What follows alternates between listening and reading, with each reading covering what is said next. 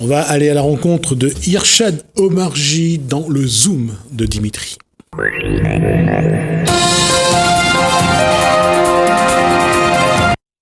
Et cette fois-ci, on a eu la musique. Merci la régie.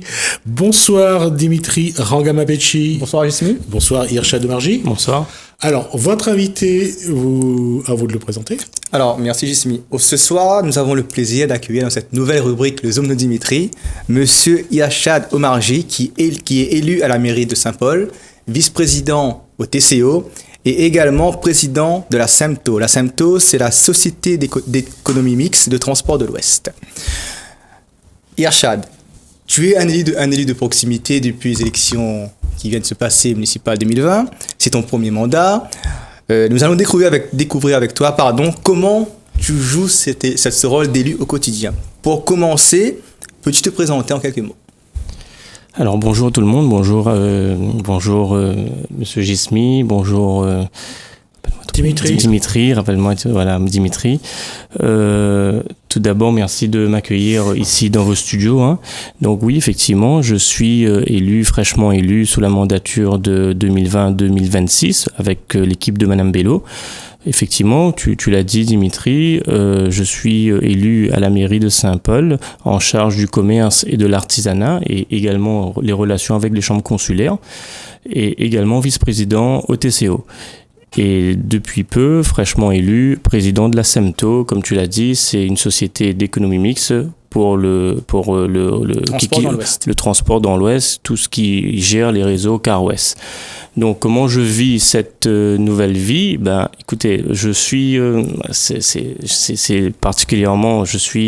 honoré de vivre cette nouvelle vie, mais j'étais également dans le monde associatif depuis maintenant 6 ans. Je préside toujours l'association des commerçants de Saint-Paul depuis 2018. Donc c'est un travail que je continue à faire et maintenant en faveur de toute la population saint-pauloise. On peut dire, Irshad, que ton rôle de président des commerçants de l'Ouest, ça a débouché justement à accompagner ce mandat municipal auprès de Get Bello aujourd'hui. Et d'ailleurs, je pense qu'aujourd'hui, tu représentes un peu le monde artisanal au sein de ce conseil municipal. Quelles actions as-tu menées ces derniers mois en ce sens? Alors, effectivement, je suis président de l'association des commerçants de Saint-Paul. On a fait beaucoup d'actions, des actions qui ont été menées. Vous savez, c'est tout ce qui est animation du centre-ville de Saint-Paul.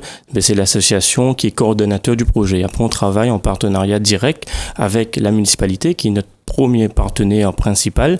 Nous avons aussi comme partenaire les chambres consulaires, la chambre de commerce, la chambre des métiers qui sont nos partenaires et nous continuons sur cette lancée. Donc tout ce qui est animation et également on défend les intérêts économiques des commerçants de Saint-Paul.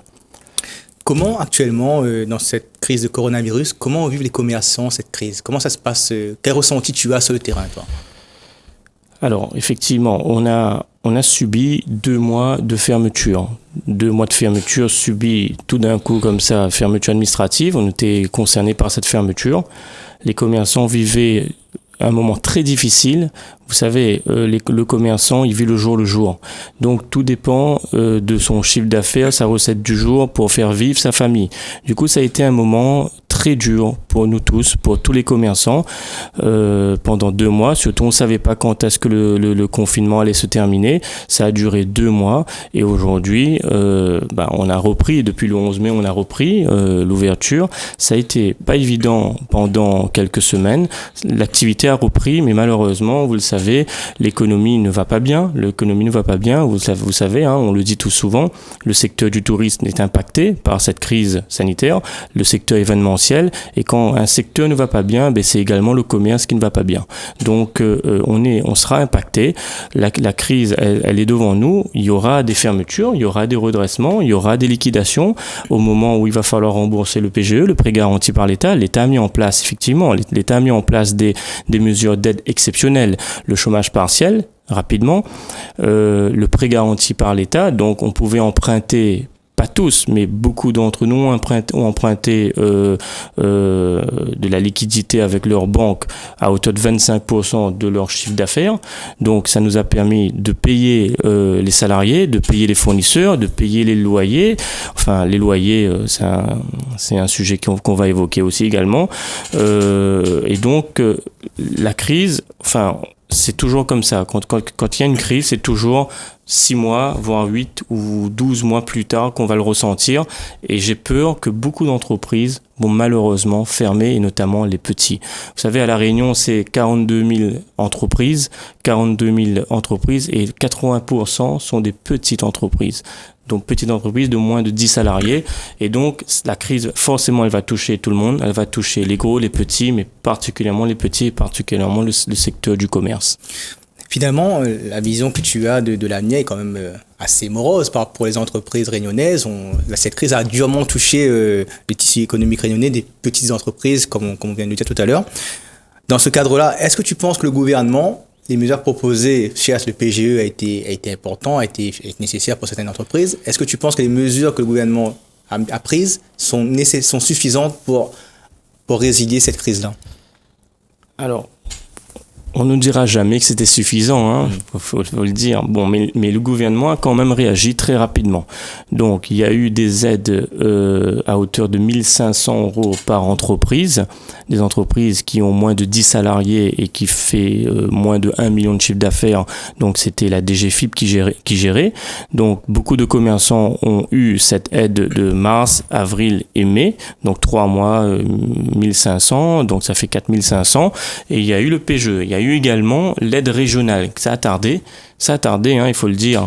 La DGFiP a été très rapide. On faisait la demande aujourd'hui, on l'avait dans 4 jours. Voilà. L'aide régionale, malheureusement, ça a tardé. On l'a reçue après le confinement, pardon. Mais bon, c'est quand même une aide et qu'on remercie évidemment les pouvoirs publics. Donc voilà, il y a eu le PGE de la part de l'État. Quelque chose qui n'est pas négligeable. Beaucoup de gens ont profité de ça. Hein. Donc, il faut le dire, l'État a mis en place des mesures exceptionnelles. Nous avons été accompagnés, nous aussi, par les chambres consulaires. Les chambres consulaires nous ont beaucoup aidés pour récolter des informations. Et nous, l'association des commerçants, nous aussi, on a mis une cellule de crise. On était présents tous les jours. On envoyait régulièrement des informations parce que à Saint-Paul, par exemple, pas tous les commerçants ont un comptable. Donc, pour faire la demande, il fallait connaître faire la demande. Donc, c'était nous, l'association des commerçants, qui faisait la demande des commerçants. Également pour le PGE, il fallait faire une demande, il fallait remplir en ligne. Donc, on accompagnait ces commerçants à faire leur demande d'aide. C'est un rôle d'intermédiaire qui était joué par l'association des commerçants pour accompagner ces petits commerces au quotidien. Voilà, c'est ça. On a accompagné pendant les 2 mois tous les commerçants et acteurs économiques de Saint-Paul. Même à la fin du confinement, on a acheté des gels, des masques, on a mis à disposition aux commerçants, on a acheté en gros avec les entreprises locales et les commerçants sont venus récupérer chez nous du gel, des masques et des trucs de distanciation qu'on a mis à disposition, qu'on a vendu aux commerçants de Saint-Paul. Voilà. D'accord. Je pose une question par rapport à tous, justement, sur la position de la mairie. Comment la mairie, justement, depuis le confinement, il y a eu des confinements, comment vous essayez d'accompagner et de faire en sorte que le moins d'entreprises possible finira par s'arrêter et déposer la clé? Alors, la commune est bien évidemment sensible à cette crise sanitaire et malheureusement économique. Donc, nous, on essaie, au niveau de la commune, d'accompagner la majorité des secteurs d'activité. Donc, le commerce a repris, si vous voulez bien. On n'est plus concerné par la fermeture administrative. Il y a le secteur événementiel qui est toujours touché. Il y a les artisans, malheureusement, il n'y a plus de braderie, il n'y a plus de forains, il n'y a plus de manifestations. Donc, on essaie, tant qu'on peut, de mettre en place des animations. Là, récemment, ce week-end, on a autorisé une manifestation artisanale à Saint-Gilles, sur la place Jules Bénard. Donc, il y a des artisans qui sont présents et ça se termine le 25. Récemment, là encore, aujourd'hui, ça commence le secteur de l'événementiel. Il y a des manèges sur le parking du CCAS parce que eux, malheureusement, depuis mars, ils travaillent plus. Donc, il faut les accompagner. Tant qu'on peut les accompagner, on les accompagne. Donc, ils ont l'autorisation de la sous-préfecture, de la préfecture, mais nous, la commune, on suit derrière, on leur donne l'autorisation. Parce que la question, c'est de comment créer un événement en restant dans le cadre du règlement sanitaire, de la distanciation, pour amener du monde sur une place, mettre des artisans et des commerçants. C'est une équation avec tellement d'inconnus que c'est pas simple. Alors, quand ils organisent une manifestation, ils ont l'obligation aujourd'hui de faire une demande à la préfecture. Donc au niveau du SGAR, ils font leur demande de mesures de sécurité, protocole sanitaire, etc. Le SGAR, c'est le secrétaire général aux affaires régionales, pardon. C'est ça. Oui. Et du coup, ils font leur demande au niveau pour le protocole sanitaire. Et dès lors qu'ils ont leur aval, il y a aussi des refus. Il faut le dire, il y a aussi des refus. Dès lors qu'ils ont leur aval, ils font la demande avec les communes respectives, donc notamment à Saint-Paul. Et nous, de notre côté, élus en charge de l'économie, on essaie de favoriser et d'impulser cette dynamique et pour que ces gens-là puissent travailler. Yachad, on sait aussi que tu es président de la SEMTO depuis septembre dernier. La SEMTO, c'est la Société d'économie mixte de transport de l'Ouest qui gère le réseau Car West notamment. Quels sont les objectifs pour développer le réseau Car West dans les prochains à court et moyen terme? Alors oui, effectivement, je suis fraîchement élu président de la SEMTO. Président de la SEMTO, la SEMTO, c'est une société qui gère tout le transport urbain. Réseau Car West, de la Possession jusqu'à Saint-Leu. Donc, on a une équipe, on a un conseil d'administration. C'est une structure qui est déjà créée, qui est là historiquement. Donc, j'ai été élu, effectivement. Et l'enjeu du transport aujourd'hui, c'est un enjeu très important. On a le coma circulatoire de l'Ouest. Il y a pas mal d'embouteillages. Donc, il va falloir que nous, nouveaux élus, on se penche sur les projets qu'on puisse désatifier ce coma circulatoire. Donc, réfléchir à de projets innovants. Je sais pas, peut-être un tramway, un couloir de bus, tramway, etc. Donc, c'est un peu tout ça, le rôle de cette mandature. On sait aussi qu'au niveau de la SEMTO et du TCO, on a mis des nouveaux véhicules plus confortables pour les usagers pour permettre un petit peu que ce soit plus facile le déplacement des personnes. Tout ça, ça contribue à faire en sorte d'améliorer la qualité, je suppose, au quotidien des réseaux de transport urbain. Effectivement, donc je vois que tu connais très bien par rapport au nouveau réseau NKO, nouveau réseau Car West. En 2019, le TCO a voulu investir, ils ont mis de l'argent pour créer ce nouveau réseau Car West.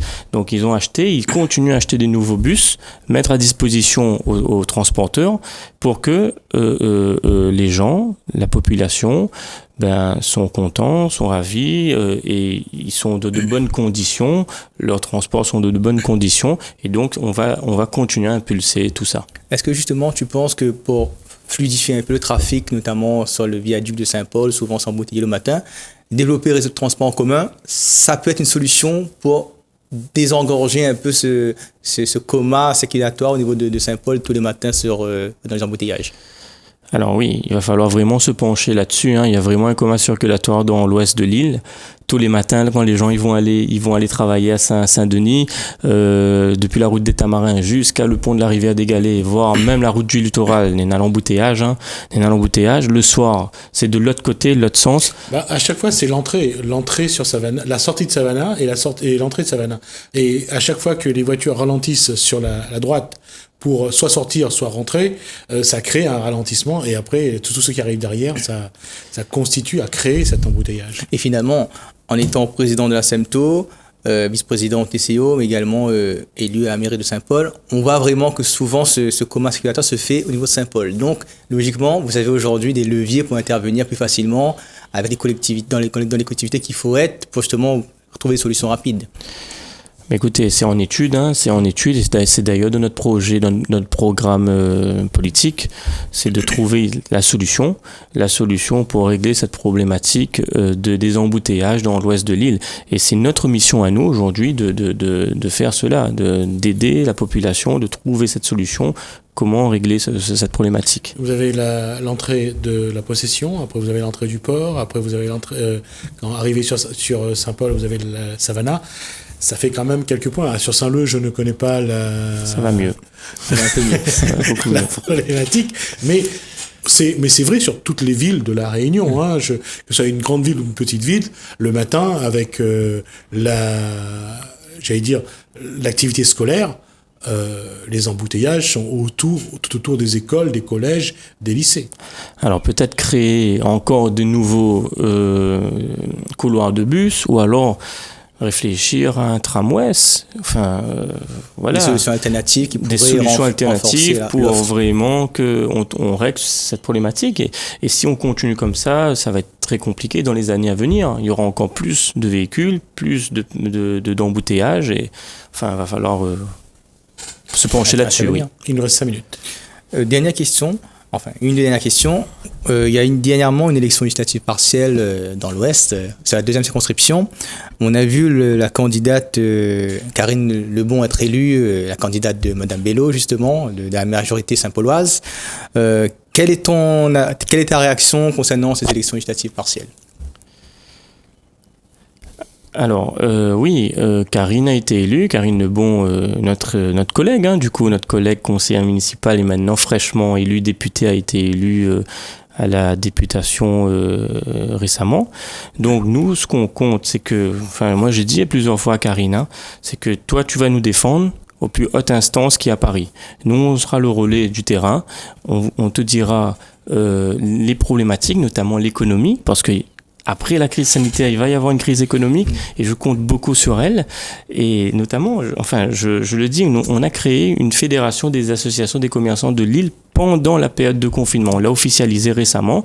Donc, on va essayer de la rencontrer. On a rencontré les députés pendant cette période. Je reviens dessus. On a rencontré les députés, on a rencontré le préfet, on a rencontré le président de région, on a rencontré le ministre, le Sébastien Lecornu, quand il était là, on l'a rencontré. C'est une fédération qui regroupe l'ensemble des associations des commerçants de Lille et on souhaite tout simplement être un partenaire incontournable pour les décisions économiques de Lille. Donc Karine a été élue, donc on va forcément la rencontrer très prochainement pour justement nous aider surtout sur l'économie et qu'on puisse traverser cette crise économique qu'on va subir très prochainement en début d'année, en premier trimestre 2021, je pense. Et d'ailleurs, si je me souviens bien, tu as 33 ans, tu es un jeune élu. Karine, c'est aussi une jeune élue. N'est-ce pas là une nouvelle génération d'acteurs politiques qui arrivent au fur et à mesure à La Réunion, qui veulent prendre des responsabilités et incarner aussi leur voix au quotidien? Alors moi, ce que j'ai vu, c'est que l'équipe de Madame Bello, ils font confiance aux jeunes. Elle m'a mis président de la SEMTO. Je suis très honoré. D'ailleurs, je le remercie. Karine a été désignée députée. On incarne effectivement cette nouvelle génération d'élus et il faut qu'on continue là-dessus. En tout cas, on va tout faire pour aider la population dans nos délégations respectives. Dernière question, est-ce que aujourd'hui, qu'est-ce que cette génération qui arrive a besoin d'acquérir encore pour que lorsque cette génération sera vraiment en place, puisse être performant et efficace, voire efficient? Qu'est-ce que vous besoin encore comme outil? Alors, je vous avoue, on est en train encore d'apprendre et très honnêtement, on est des nouveaux élus, on vient d'arriver, on n'a jamais été élu auparavant, on maîtrise un peu chacun son domaine. Moi, l'économie, le commerce, et voilà, parce que j'ai été quand même, je suis le président de l'association des commerçants et j'ai été président de l'association des commerçants de Saint-Leu pendant 3 ans. Donc, chacun a maîtrise son sujet. Donc, c'est pour ça que nos aînés politiques nous font confiance parce qu'on incarne le renouveau, le dynamique et j'espère qu'on sera là pour aider l'ensemble de la population et notamment pour ma part, l'ensemble des acteurs économiques à l'échelle de La Réunion et surtout celle de Saint-Paul. Sur votre dernière question, vous êtes jeune, le regard c'est de dire qu'aujourd'hui il faut être un peu plus solidaire, que ce soit en politique, en économie, c'est ce qui manque. Quand tu dis solidaire, c'est vraiment entre les jeunes. Avoir vraiment envie de travailler ensemble, de faire ensemble. Parfois, on s'arrête, soit parce qu'on est commerçant, on vend du tissu, donc on se fait concurrence, ou des vêtements. Parfois, on est politique, on est dans la même partie, on veut le même poste, on se fait concurrence. Parfois, on est en concurrence avec le parti politique. Est-ce qu'on n'a pas besoin aujourd'hui d'être plus solidaire? Oui, vous avez raison, on a besoin d'être plus solidaire. L'individuel ne pourra jamais progresser. Enfin, on doit être solidaire et on le voit. On a créé cette fédération des associations des commerçants. C'est parce qu'on a été solidaire qu'on a pu rencontrer les députés, le président de région, les maires. On a été invité sur la table avec Sébastien Lecornu. Donc c'est parce qu'il y a une forme de solidarité. Et pareil, dans le monde économique, il faut être solidaire. Et une fois quand on est solidaire, on progresse. C'est naturel. Merci Irshad Omarji. Merci à vous. Merci Irshad. Président d'Assemto et président également, toujours de l'Association des commerçants de Saint-Paul. Toujours. Merci en tout cas. Merci également à Dimitri Rangarin-Petit pour son Zoom. Merci à vous de nous avoir suivis. Je vous souhaite une très bonne soirée. Merci également à Lalaine et à François. Je vous dis à bientôt.